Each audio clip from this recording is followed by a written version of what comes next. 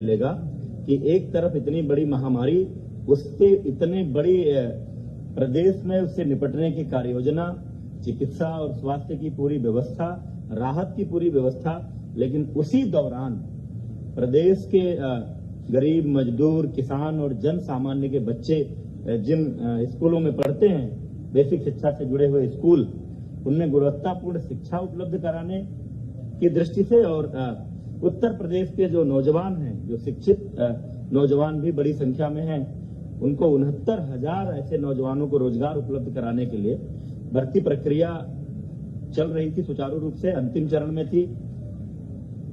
Counselling चल रही थी, 3 से 6 जून तक की काउंसलिंग के बाद नियुक्ति पत्र दिए जाने थे, लेकिन माननीय न्यायालय की लखनऊ खंडपीठ के एक आदेश के कारण वो प्रक्रिया तत्काल प्रभाव से स्थगित हुई।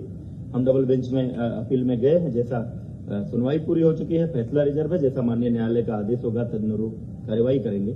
लेकिन इस बीच अनावश्यक राजनीति करते हुए प्रदेश के नौजवानों के संवरते हुए भविष्य से खिलवाड़ करते हुए इस पूरी भर्ती प्रक्रिया को बाधित करने की मंशा से भर्ती ना होने पाए, क्योंकि अपने आप में ऐतिहासिक घटना है, ऐसी परिस्थिति में भर्ती करना, ऐसा करने से योगी सरकार की संपूर्ण देश में एक अलग तरह की छवि बनने वाली है, बन रही है।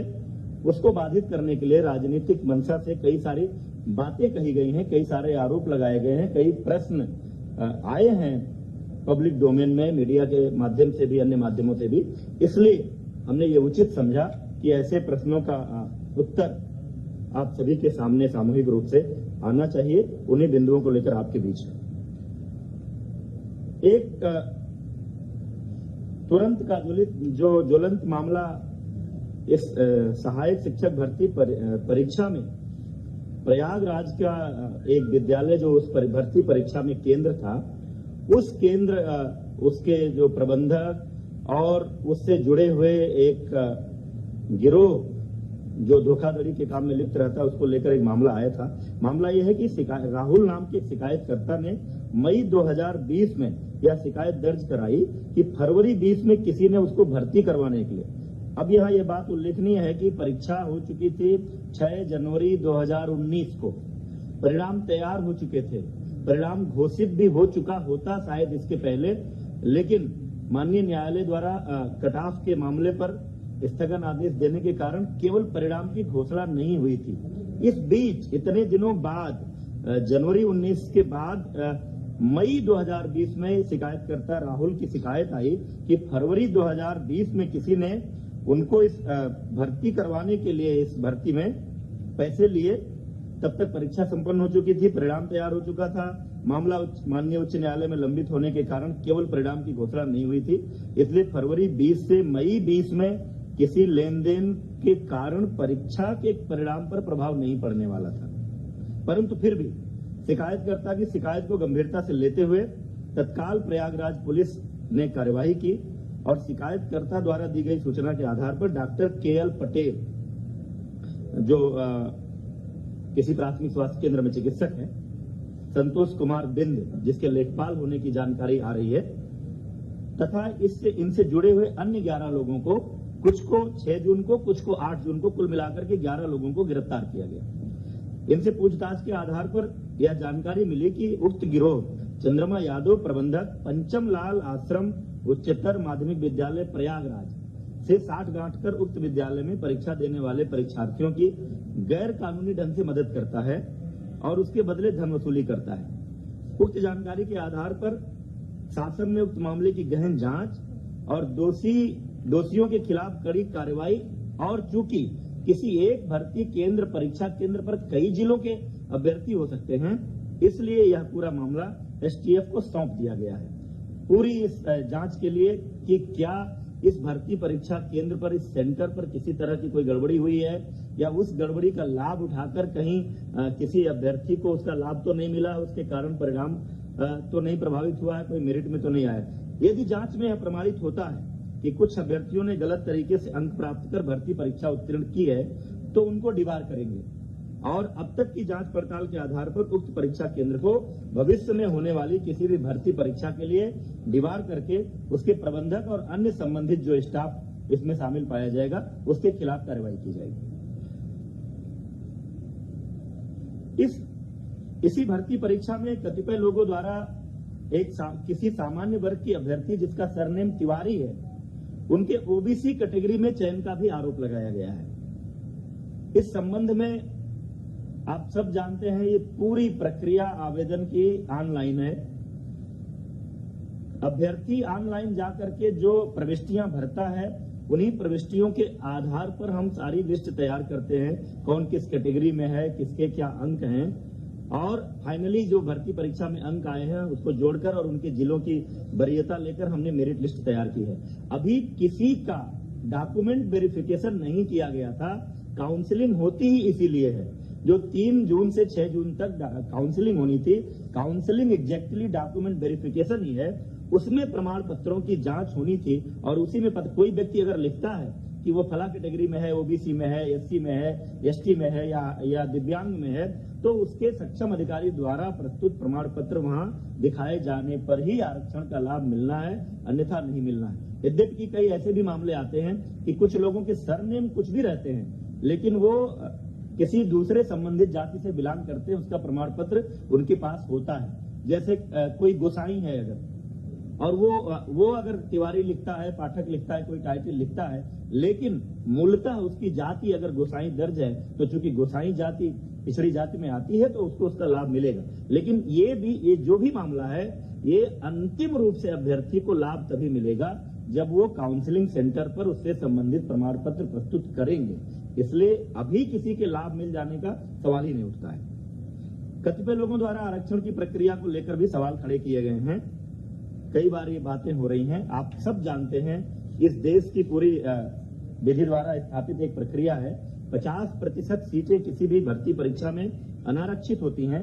50% में ओबीसी, एससी, एसटी का अलग अलग आरक्षण है। 50% अनारक्षित सीटों पर मेरिट के आधार पर, चाहे वो जिस संवर्ग के लोग हों, चाहे वो ओबीसी हों, एससी हों, एसटी हों, जिनकी भी मेरिट ऊपर होती है वो सभी लोग इस अनारक्षित वर्ग में चयनित होते हैं। इस भर्ती में भी यही हुआ है। किसी को यह भ्रम नहीं होना चाहिए कि अनारक्षित वर्ग में केवल सामान्य जातियों के लोग भर्ती हुए हैं। अनारक्षित वर्ग में सामान्य जातियां भी हैं, ओबीसी भी हैं, एससी भी हैं, एसटी भी हैं। जिनके अंक आए हैं वो हैं इसमें। लेकिन माननीय उच्च न्यायालय का एक निर्णय था पोस्टिंग को लेकर के, जनपदों के आवंटन को लेकर के, कि भले ही कोई अपने अंकों के आधार पर ओबीसी या एससी अनारक्षित वर्ग की मेरिट में आ रहा है तो भी जब जनपद का आवंटन होगा तो उसको उसकी कैटेगरी में मानते हुए भी वो आवंटन किया जाएगा। क्योंकि सामान्यतः एक शिकायत होती थी कि कोई आदमी अपने नंबरों के आधार पर अनारक्षित में आ गया, यहाँ नीचे है, तो इस हिसाब से जनपद आवंटन होगा तो वो अपनी वरीयता का जनपद नहीं पाएगा। लेकिन अगर इसको इसकी कैटेगरी में ट्रीट किया जाए तो वहां वो अपनी कैटेगरी के आरक्षित लोगों से ऊपर जाएगा। निश्चित रूप से उसकी मेरिट ऊपर है तो उसकी च्वाइस को प्रायोरिटी देनी चाहिए। और ये कोई हमने नहीं तय किया है, ये माननीय उच्च न्यायालय का निर्णय है। उस निर्णय के आधार पर उत्तर प्रदेश लोक सेवा आयोग भी पदों के आवंटन में यही प्रक्रिया अपनाता है। हमने भी इसी प्रक्रिया को अपनाया है।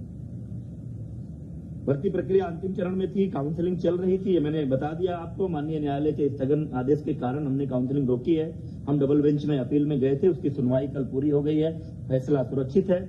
जैसा निर्णय आएगा माननीय न्यायालय के निर्णय के अनुरूप हम उसमें आगे की कार्रवाई करेंगे। इसी संदर्भ में एक अपडेट माननीय सर्वोच्च न्यायालय से भी आई है कि आगे कोई डेट लगी थी, लेकिन इस बीच में कोई जो प्रतिवादी गण है उन्होंने कुछ रिप्रेजेंट किया है और बीच में किसी दूसरे माननीय न्यायमूर्ति ने उस मामले को एंटरटेन किया है। और उस आधार पर कोई एक मीडिया के माध्यम से भी आप लोगों को भी सूचना आ रही, कोई एक गाइडलाइन आ गई कि 69,000 में से 37,000 कुछ पदों को रोकते हुए शेष पर आप भर्ती करें। इसमें चूंकि हमारे विभाग का पक्ष नहीं सुना गया है वो निर्देश जारी करते समय, इसलिए हम वो मॉडिफिकेशन के लिए वहां पर अपील कर रहे हैं कि इस आदेश में संशोधन हो। एक अन्य प्रकरण में आया है चर्चा में आप सबके माध्यम से भी, अन्य मामलों से भी, कस्तूरबा गांधी बालिका विद्यालय बड़ौद बागपत में वहां की एक अध्यापिका अनामिका शुक्ला, आरोप यह है कि ये 25 अन्य कस्तूरबा कुल मिलाकर के 25 कस्तूरबा गांधी बालिका विद्यालयों में कार्यरत हैं और 1 करोड़ से अधिक का भुगतान हुआ है। इस संदर्भ में आपको मैं बताना चाह रहा हूं कि हमने प्रेरणा डिजिटल फ्रेमवर्क बेसिक शिक्षा विभाग में पिछले कई महीनों से लागू किया है, जिसके माध्यम से मानव संपदा पोर्टल हमारा है। उस पोर्टल के माध्यम से हम अपने विभाग में कार्यरत सभी शिक्षकों का पूरा डेटाबेस तैयार कर रहे हैं। हर आदमी का पूरा डिटेल उसमें है। शुरू में ये जो हमारे प्राइमरी और अपर प्राइमरी थे, प्राथमिक और उच्च प्राथमिक, उसमें ये लागू था, लेकिन बाद में 11 फरवरी के एक आदेश के अंतर्गत हम लोगों ने इस फ्रेमवर्क को प्रेरणा तकनीकी फ्रेमवर्क के नाम से जाना जाता है, कस्तूरबा गांधी बालिका विद्यालयों में भी लागू किया है। और उस लागू होने के बाद मार्च से वहां भी जो डेटा फीडिंग की प्रक्रिया शुरू हुई, अब उसमें एक सिस्टम है कि अगर कोई भी सेम डिटेल दूसरी जगह फीड किया जाएगा तो वो हमारा सिस्टम हमको अलर्ट करेगा। और उस फ्रेमवर्क के इस्तेमाल के कारण ये मामला पकड़ में आया है। और जो जांच हुई है उस जांच में ये तथ्य सामने आया है कि बड़ौत, हर ब्लॉक में कस्तूरबा होता है, बागपत के बड़ौत ब्लॉक में जो कस्तूरबा गांधी बालिका विद्यालय है उसमें एक कार्यरत शिक्षिका अनामिका शुक्ला, जो एक पोस्टिंग वहां पर थी, उस बेस पर चूंकि पहला डेटा वहां मिला, उस बेस पर जो जांच की गई, 8 अन्य जनपदों के एक कस्तूरबा विद्यालयों में, यानी कुल 9 विद्यालय। ये जनपद है वाराणसी, अलीगढ़, कासगंज, अमेठी, रायबरेली, प्रयागराज, सहारनपुर तथा अंबेडकर नगर में पूर्णकालिक विज्ञान शिक्षकों की नियुक्ति हुई है। एक का डॉक्यूमेंट है, उस डॉक्यूमेंट का इस्तेमाल हुआ है। उस डॉक्यूमेंट का इस्तेमाल करके अन्य जगहों पर कोई और शिक्षिका अनामिका शुक्ला के नाम से गई है, उस पर नियुक्ति हुई है, ये बात सामने आई है। लेकिन कई जगहों पर योगदान नहीं किया, वहां जाकर के ज्वाइन नहीं किया, कई जगहों पर ज्वाइन करने के बाद लगातार अनुपस्थित है। तो कुल मिलाकर 6 विद्यालयों के माध्यम से अनामिका शुक्ला के डॉक्यूमेंट पर नियुक्त हुई शिक्षिकाओं को 12,24,700 रुपए का भुगतान हुआ है। उक्त मामले की अभी तक की जांच की स्थिति आई है, कहीं और इनके होने का जानकारी नहीं मिली है। पुलिस ने एक शिक्षिका को गिरफ्तार भी किया है, कासगंज में वो त्यागपत्र देने गई थी। 12,24,700 एग्जैक्टली जो अनामिका शुक्ला है वो अभी पुलिस की गिरफ्त में नहीं है। लेकिन साथ ही हम लोगों ने पूरे प्रदेश के 746 कस्तूरबा गांधी बालिका विद्यालयों में लगभग 5,000 शिक्षक और शिक्षिकाओं के डॉक्यूमेंट के वेरिफिकेशन, उनके अभिलेखों की जांच, उनका आधार कार्ड और उनके पहचान पत्र, इन सब की जांच का आदेश दे दिया है, ताकि कहीं और कोई ऐसा मामला हो तो वो भी पकड़ में आ जाए और भविष्य में इस तरह का ना हो। क्योंकि ये नियुक्तियां जिला स्तर पर होती हैं, डाइट प्रिंसिपल की अध्यक्षता में एक कमेटी होती है, उसमें बीएससी होते हैं, एक मनोवैज्ञानिक विशेषज्ञ होते हैं, एक डीएम के नामिनी होते हैं। संविदा पर ये नियुक्ति होती है 1 वर्ष के लिए। हर जिले में जिला स्तर से कोई केंद्रीय नियुक्ति की इसमें व्यवस्था नहीं है, लेकिन आगे से ये फुल प्रूफ व्यवस्था ये इसको करने जा रहे हैं ताकि इस तरह की कोई बात ना होने पाए। अंत में एक बात मैं जरूर कहना चाहता हूं, उत्तर प्रदेश की योगी सरकार भ्रष्टाचार के प्रति 0 टॉलरेंस की नीति पर काम कर रही है। हमारे सामने, हमारी सरकार में कभी भी, जब भी योगी सरकार के सामने किसी भी क्षेत्र में, किसी भी मुद्दे पर कोई भ्रष्टाचार की शिकायत आई तो सरकार ने ऐसे किसी विषय को दबाने छिपाने की कोशिश नहीं की। तुरंत ही सक्षम अधिकारियों को ऐसे मामलों की जांच सौंपी जाती है और उस जांच के परिणाम के आधार पर दोषी व्यक्तियों के खिलाफ कार्रवाई की जाती है। पिछले सरकारों के समय में जो हमारे उच्च प्राथमिक जो विद्यालयों में नियुक्तियां हुई थी, योगी सरकार के आते ही माननीय मुख्यमंत्री जी के संज्ञान में यह विषय आया कि कुछ संख्या में फर्जी शिक्षकों की नियुक्तियां हुई हैं। तुरंत ही ऐसे शिक्षकों की जांच करने और उनको बाहर करने के लिए माननीय मुख्यमंत्री जी के आदेशानुसार एसआईटी को और एसटीएफ को अलग अलग मामलों की जांच सौंपी गई और उसका परिणाम ये रहा कि एक बार 775 शिक्षकों की सेवा समाप्ति की गई। पूरी फुल प्रूफ जांच के बाद जो फर्जी पाए गए, 522 के विरुद्ध एफआईआर दर्ज कराई गई है। 23 अध्यापकों के विरुद्ध नियमानुसार कार्यवाही गतिमान है, क्योंकि एक स्थापित प्रक्रिया है। नोटिस देते हैं, उनको अपना पक्ष रखने का मौका देते हैं ताकि वो न्यायालय में भी जाएं अगर तो हमारी कार्यवाही पुष्ट हो। इसके साथ ही साथ एक 2004-05 में डॉक्टर भीमराव अंबेडकर विश्वविद्यालय आगरा से बीएड की कुछ फर्जी डिग्री का मामला आया था। उनमें से जिन लोगों पर संदेह था, ऐसे 1356 अध्यापक चिन्हित हुए थे, उसमें से भी 926 की सेवा समाप्त की जा चुकी है। 406 के विरुद्ध कार्रवाई गतिमान है। इस प्रकार अब तक 1701 ऐसे फर्जी शिक्षकों की सेवा समाप्ति की जा चुकी है तथा 429 के विरुद्ध कार्यवाही गतिमान है। अन्य जहां भी कोई शिकायत आती है किसी फर्जी शिक्षक होने की, तुरंत वो मामला एसआईटी या एसटीएफ को सौंपा जाता है और जांच के आधार पर सावधानी बरतनी पड़ती है कि कोई जेन्युइन शिक्षक इस कार्रवाई का शिकार न हो। जांच के आधार पर हम तुरंत बर्खास्त करते हैं। हमारे कार्यकाल में जितने लगभग 50,000 शिक्षकों की भर्ती जो इसके पहले विभिन्न भर्ती अभियानों में अभी तक हो चुकी है, उसमें से अभी तक किसी फर्जी शिक्षक की नियुक्ति का मामला नहीं सामने आया है। कोई ऐसी शिकायत आएगी तो उसकी भी जांच करेंगे और इसी तरह की कार्रवाई करेंगे। हमारी कार्रवाई को लेकर लोग कोर्ट में गए थे, लेकिन माननीय न्यायालय ने भी बर्खास्तगी की, फर्जी शिक्षकों की बर्खास्तगी की कार्रवाई को उचित ठहराया है और ये कहा है कि जो उत्तर प्रदेश सरकार ने कार्रवाई की है वो विधि के द्वारा स्थापित प्रक्रिया के अनुसार हुई है। यह ऐसी सरकार है जो भ्रष्टाचार मुक्त और पारदर्शी शासन के लिए जानी जाती है। सरकार शिकायतों को तुरंत संज्ञान में लेकर त्वरित जांच कराकर कार्रवाई करती है। फिर भी कुछ लोग ऐसे हैं जिनका खानदानी पेशा ही भ्रष्टाचार और घोटालों का रहा है।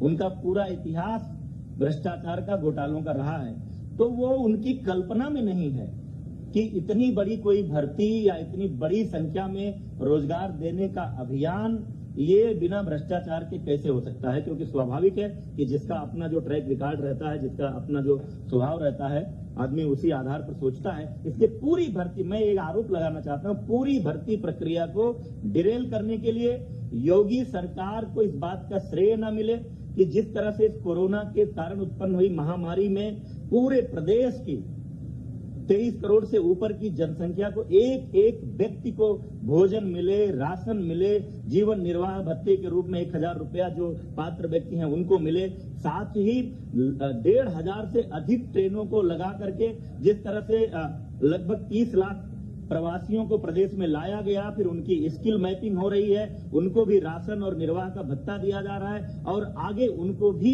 वापस जहां जहां अपने गांव में लौटे हैं उनको रोजगार देने की बात हो रही है। सबके जीवन निर्वाह की व्यवस्था का प्रयास हो रहा है। ऐसे में इन परिस्थितियों में इतनी बड़ी भर्ती अभियान ये सफल ना होने पाए, इसको लेकर कुछ लोगों ने एक राजनीतिक अभियान चलाया है और तमाम सारे ऐसे प्रयास किए हैं। उनको रास नहीं आ रहा है कि उत्तर प्रदेश के नौजवानों का भविष्य कैसे संवर रहा है, योगी सरकार को यह यश कैसे मिले। इसको लेकर तमाम लोग शुरू से, जब से माननीय न्यायालय का फैसला आया, हमने आंसर की जारी किया, हमने रिजल्ट जारी किया, सोशल मीडिया के माध्यम से तमाम तरह का भ्रम फैलाने की कोशिश की गई, अभ्यर्थियों को उद्वेलित करने की कोशिश की गई, अव्यवस्था पैदा करने की कोशिश की गई, लेकिन सरकार ने पूरी तत्परता, पूरी तन्मयता और पूरी कुशलता के साथ इस भर्ती प्रक्रिया को आगे बढ़ाया है। माननीय उच्च न्यायालय, माननीय सर्वोच्च न्यायालय में कुछ लोग गए हैं, उनका अधिकार है। जैसा माननीय उच्च न्यायालय का और माननीय सर्वोच्च न्यायालय का आदेश आएगा उस अनुरूप हम इस कार्रवाई को पूरी करेंगे। योगी सरकार की मंशा ये है कि ये भर्ती प्रक्रिया यथाशीघ्र कुशलतापूर्वक पूरी हो, प्रदेश के 69,000 नौजवानों को रोजगार मिले और प्रदेश के 69,000 स्कूलों को, हमारे गांव, गरीब, मजदूर, किसान के बच्चे जिन स्कूलों में पढ़ते हैं उसमें पढ़ने वाले बच्चों को गुणवत्तापूर्ण शिक्षा मिले। ये बातें आपके सामने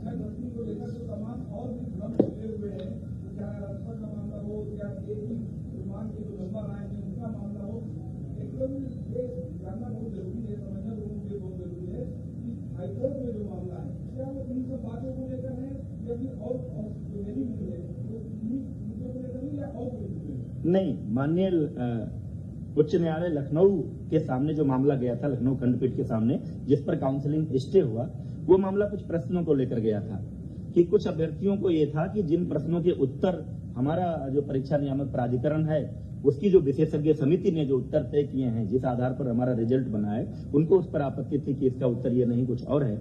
उसको लेकर के जो सिंगल बेंच ने एक फैसला दिया था कि यूजीसी एक विशेषज्ञ समिति बनाए और वो समिति ये तय करे कि इन प्रश्नों के उत्तर क्या होंगे। तो चूंकि उस निर्णय के खिलाफ हम डबल बेंच पे हमने अपील की है, सुनवाई कल पूरी हो गई है, फैसला सुरक्षित है। डबल बेंच का जैसा निर्णय आएगा उसके बाद ही हम उस बात पर निर्णय ले पाएंगे। सुप्रीम कोर्ट में जो मामला गया था माननीय सर्वोच्च न्यायालय में, क्योंकि जब यहाँ न्यायालय ने, सरकार ने जो कट ऑफ तय किया था 97 नंबर अनारक्षित के लिए और 90 नंबर आरक्षित के लिए, और जो मांग चल रही थी जो 45% 40% की, तो माननीय उच्च न्यायालय हमारा स्टैंड का सपोर्ट किया था, हमारे कटाफ को माना था कि गुणवत्तापूर्ण शिक्षकों की नियुक्ति के लिए यह सही निर्णय है। तो जो सर्वोच्च न्यायालय में लोग गए हैं उस कटाफ वाले निर्णय के खिलाफ गए हैं, वो निर्णय माननीय सर्वोच्च न्यायालय से आना। एक एक करके हो जाए। मैं हाँ,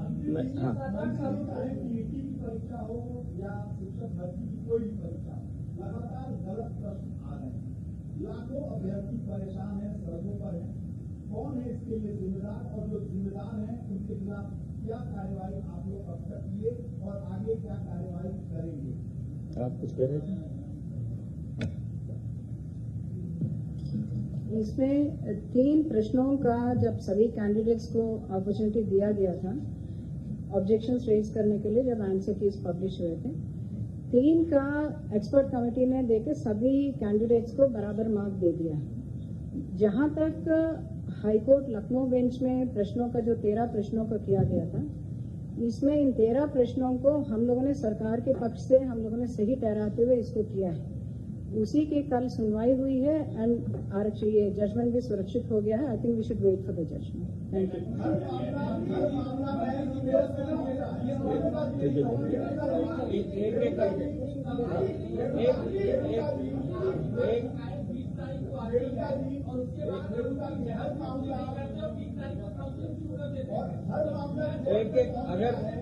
एक एक करके अगर बात नहीं करेंगे तो फिर आ नहीं पाएगा। प्रेमचंद, या ऐसा कर सकते हैं कि प्रश्न आ जाए सबके, फिर एक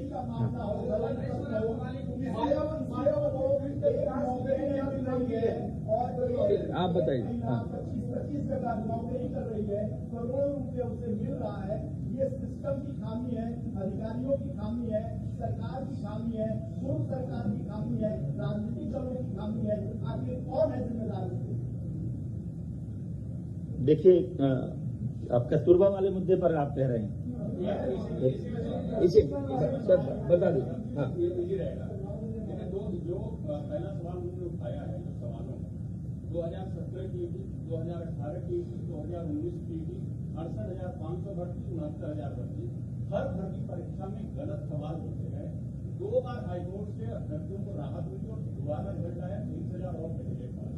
तो सबसे बड़ा सवाल सुरक्षा नियामक प्राधिकारी के प्रश्न निर्धारण प्रक्रिया में हर बार गलत सवाल पूछे जाते हैं, मामला कोर्ट में जाता है, भर्ती। दूसरा जो सबसे बड़ा सवाल है शिक्षक भर्ती वाले कस्तूरबा वाला प्रश्न है। फरवरी में शासन के संज्ञान में मामला आ चुका था, FIR कराने में जून हो गए, 4 महीने। तीसरी बार 69,000 भर्ती में राहुल की FIR की जांच की बात की जा रही है। अगर उसकी शिकायत तात्विक नहीं होती तो इस भर्ती गिरोह का भंडाफोड़ कैसे होगा? आखिर ये कैसे होता है कि एक पर्टिकुलर सेंटर में अभ्यर्थी को पता चलता है कि उसको वही सेंटर अलॉट होगा और उसके बाद 142 नंबर पाके टॉपर होता है, उसको बेच जाता है। एक कर लेने दीजिए, सब सवाल कर लेने दीजिए। अच्छा, हाँ, तमाम सवाल ऐसे पूछे गए कि किसी परीक्षा में तो बात आ गई ना, सवालों की बात आ गई, सवालों की बात आ गई। और कोई किसी का विषय एक करके जवाब दे। बहुत टाइम लगेगा उसमें, बहुत टाइम कर काम हुआ और पद को बदलना पड़ा।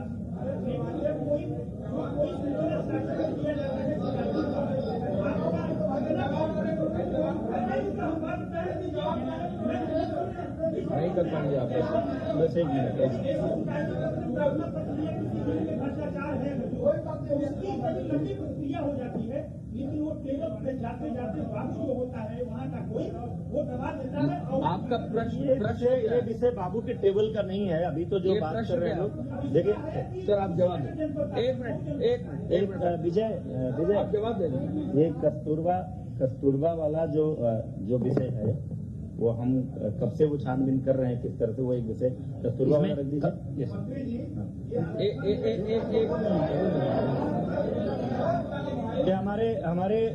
हमारे डीजी स्कूल एजुकेशन है, SPD भी है।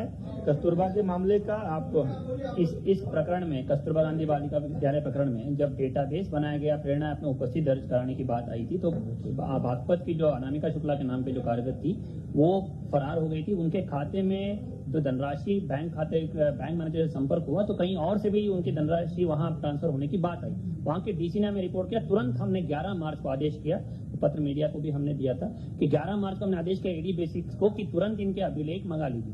फिर ये 9 उसमें जो डेटाबेस से चेक किया हमने कि 9 जिले में अनामिका शुक्ला का नाम ये संदिग्ध होगा, प्रारंभिक जांच करनी जरूरी होती है ताकि एफआईआर करनी। हमने लेटर में आदेश भी किया कि अगर ये सिद्ध होता है तो एफआईआर करा दी। फिर लॉकडाउन हो गया, ये लोग लगातार फोन स्विच ऑफ करते रहे, स्कूल बंद हो गए, हम अभिलेख तलब नहीं कर पाए। फिर जब अभी हमने आदेश किया कि कस्तूरबा गांधी बालिका विद्यालयों में तैयारी के लिए टीचर्स आएंगे और फिर एडी बेसिस को 26 मई को दोबारा आदेश किया हमने कि आप तुरंत इसको दिखवा लीजिएगा, डेटाबेस में इनका नाम कॉमन आ रहा है और ऐसी सूचना मिली है कि बागपत में ये फरार थी, अनामिका शुक्ला, ये डिटेल्स हैं, इसको चेक करा लीजिए। एडी बेसिक्स ने जांच कराई, बीएसएस को नोटिस दिया, अभिलेख तलब किए, फिर उसके बाद ये पता चला कि इस तरह इसी नाम से अलग जगह है और उसके बाद तुरंत हमने आदेश किया कि हर जनपद में अभिलेखों को तलब किया जाए, आधार नंबर चेक किया जाए, पहचान पत्र चेक किया जाए और उसमें 100% सभी अभिलेखों सत्यापन हो। यही इस प्रकरण में यही बात होती है। और जहां तक एक मिनट कंप्लीट कर दूं, बोलने दीजिए ना। इसके साथ ही हम जो सभी 5 लाख से अधिक शिक्षक जो हैं उन सबकी मानव संपदा पोर्टल पर सारे अधिष्ठान संबंधी, चाहे वो उनकी सर्विस बुक्स हो, अवकाश स्वीकृति और आवेदन हो, प्रशिक्षण हो, एनुअल कॉन्फिडेंशियल रिपोर्ट जो उनकी होती है, वार्षिक प्रविष्टि, स्थानांतरण प्रस्तापन, हर एक चीज ऑनलाइन प्रक्रिया करने की प्रक्रिया संपूर्ण की गई थी। माननीय मुख्यमंत्री ने 4 सितंबर पिछले साल उसको लॉन्च किया था और 100% इसको लाइव किया गया है और इसका सत्यापन टीचर को हमने ऐप दिया कि स्वयं सत्यापित कराइए और उसमें प्रमाणित कराइए। और हमने डेडलाइन भी दिया था कि 15 जून अंतिम तिथि है कि इस पीरियड में आप अगर उसमें रिकॉर्ड्स में ये नहीं करते हैं तो ये माना जाएगा कि आप स्वयं जिम्मेदार है उसके लिए। और उसके बाद इसका 100% हम लोग सत्यापन करने की प्रक्रिया लागू किए थे और इसी तरह हम कोशिश कर रहे हैं कि इस तरह जो भी फर्जी टीचर उसमें है डेटाबेस से उसको हम लोग पकड़ लें और उत्तरदायित्व निर्धारित करें। कोई एक नौकरी नहीं पा रहा है, लाखों लोग टहल रहे हैं और ऐसे में एक महिला 25 जगह नौकरी कर रही है। ये सिस्टम में सिस्टम का फेल्योर है, अधिकारियों का फेल्योर है। इसको एक मिनट विजय